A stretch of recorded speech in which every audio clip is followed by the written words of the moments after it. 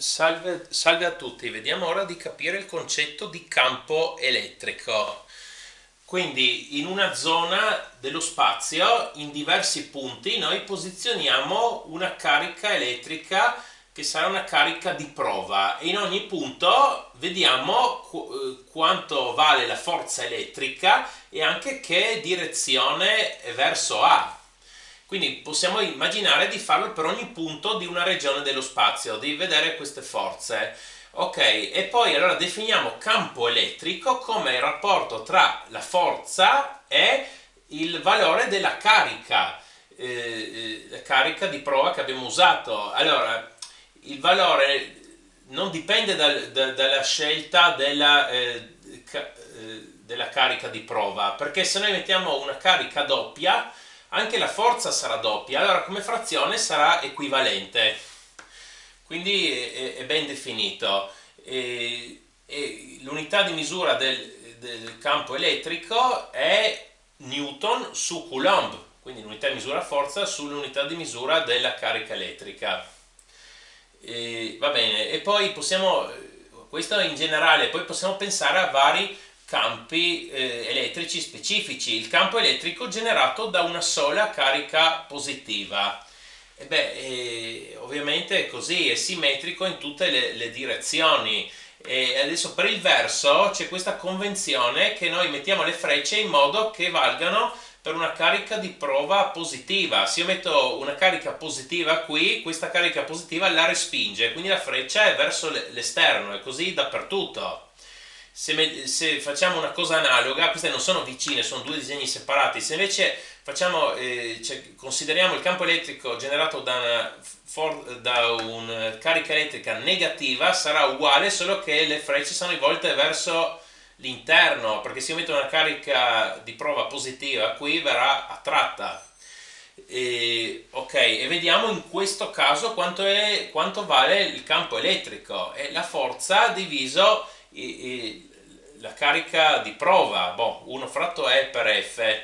1 fratto E, questa è l'espressione della forza elettrica tra due cariche, che una è la carica E1, quella che genera questo campo, e invece è la carica di prova che posizioniamo per misurare il campo elettrico. Quindi questo E si semplifica e troviamo l'espressione per il campo elettrico, in questo caso vabbè, la costante è quella, il valore della carica fratto la distanza al quadrato, quindi questo campo diminuisce con il quadrato della distanza. Una cosa molto simile, un campo elettrico praticamente uguale ce l'abbiamo se invece di una singola carica puntiforme, come in questo caso qui, se invece di questo abbiamo una sfera caricata elettricamente. Il campo intorno sarà uguale, solo che si vede che dentro la sfera però non c'è campo elettrico. Ok, allora questo era quello generato da una carica puntiforme. Adesso vediamo il campo elettrico generato da due cariche puntiformi che hanno segni opposti, una è positiva e una è negativa. Allora, adesso qui io già ho il disegno, ma uno come potrebbe ragionare? Ad esempio, boh, qua tra una e l'altra è molto facile, perché se noi mettiamo una carica di prova positiva, questo la respinge, questo la attrae lungo questa linea. Allora, per un punto qualsiasi dovremmo fare la somma vettoriale delle forze. Diciamo che abbiamo una carica qui, come ho disegnato, no?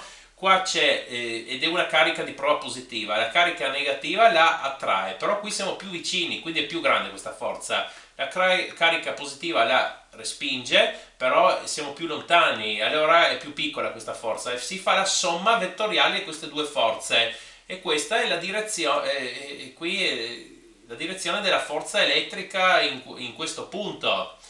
E vabbè, e così, ragionando così, si vede che la forma praticamente è questa. Qui è chiaro, e poi qua si piegano le linee di forza. Boh, così, come vedete qui nella figura, si può ragionare punto per punto facendo la somma vettoriale. Ok, e adesso mostro un esempio di campo elettrico omogeneo che ci ha tra due superfici caricate elettricamente, una positiva e una negativa. Omogeneo significa che è uguale dappertutto e che tutte le linee di forza sono parallele. e dappertutto c'è lo stesso valore del campo elettrico.